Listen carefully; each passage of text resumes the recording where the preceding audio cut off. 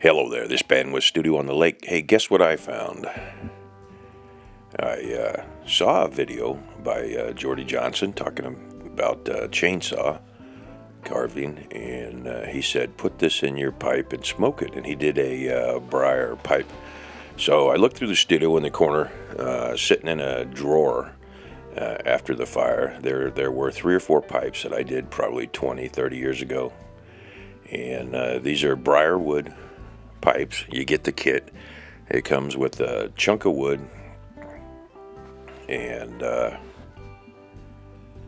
then you carve it just like the kit that gentleman sent Jordy. So this one was sitting out, and I don't know what this is. I think it's probably paint that got on it. And this is one that I saved. And hey, Jordy, it's even got that interesting pipe stem up in the air there. So I gotta fix this up, get it all cleaned up, and get it set up for putting something in it. In other words, like you said, put it in your pipe and smoke it. So this will be a quick little video on this pipe, and then I'm gonna do some rambling in the background. So Jordy's right. I picked on him there, and I'm going to have a whole chainsaw video coming up shortly in the next week or two, as soon as things come in. But I wanted to. I've got some big old logs out here that I haven't ran through the mill yet. They're not basswood logs. They're various different species, and I need to run them through the mill. So you can see how pretty this wood is when you get it all cleaned up, and the pipe stem just comes off. But anywho, I did a lot of research, and like I said, I'll put a video up probably next week when I'm back down in Iowa flying nights. I have nothing to do during the day, so I've got a lot of the stuff put together. But I did go ahead and pick a saw out. I thought about battery saws, and as Jordy says, most of them are in the $600 range. And the unique thing to them, they've got to have a carving bar on there. Several different people make them. Oregon makes a carving bar. Forester makes a carving bar. There's several nondescript ones. If you research which saw is the best for detail saw, I'm not going to be doing a lot of big stuff. I've already got big saws. I've got a saw that I've had for years. It's the granddaddy of all saws. Just Stihl 090. Old one, weighs about 40 pounds. It's got a 6-foot bar on it. I will show you that. And at the end of that 6-foot bar is a helper handle. And you've got to have pretty big balls to be the helper holding the other end of that. But I've used it to split big logs down for putting them on the mill in the past.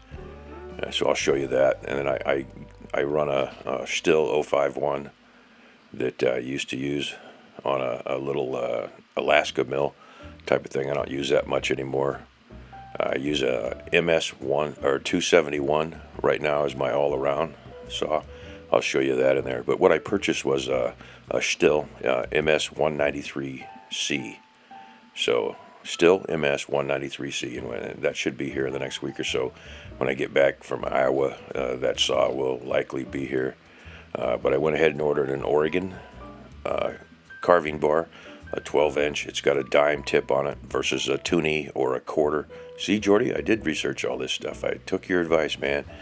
Actually, I was looking at it at the same time, and I ordered a sprocket, a 1/4-inch sprocket with that, and then I'm going to run Oregon 1/4-inch pitch chain on it and have some fun with that. So that's coming in. I did look at the battery saws and decided against them. 1 for cost, 2 for you'd have to have a minimum of 2 batteries, I would think. You know how optimistic that is. You look at your car and it says gets 35 miles a gallon. Well, in reality, it gets about 30 miles a gallon. These were the same way. The huge monster batteries with a special charging kit were just about as much as the saw itself. And the one that I still makes a couple of them, and they're in the $700 range, give or take, when you're done sending out your check.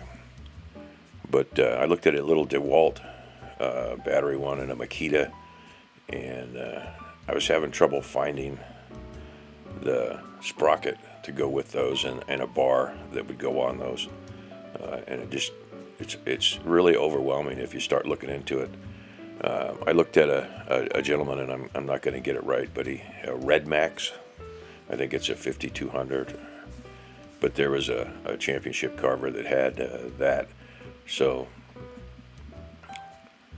that's the moral of the story. But I got to get this pipe up and ready to go, so I can put something in my pipe and smoke it. It has to be some of that legal stuff, because I'm subject to random drug testing, being a transportation guy. So no matter what they legalize and where they legalize it, I can't participate in that, because, well, they kind of frown upon pilots doing that sort of thing. But this thing cleans up real nice, and stand by for future videos in there. Thanks a lot. This has been Ben with Studio on the Lake.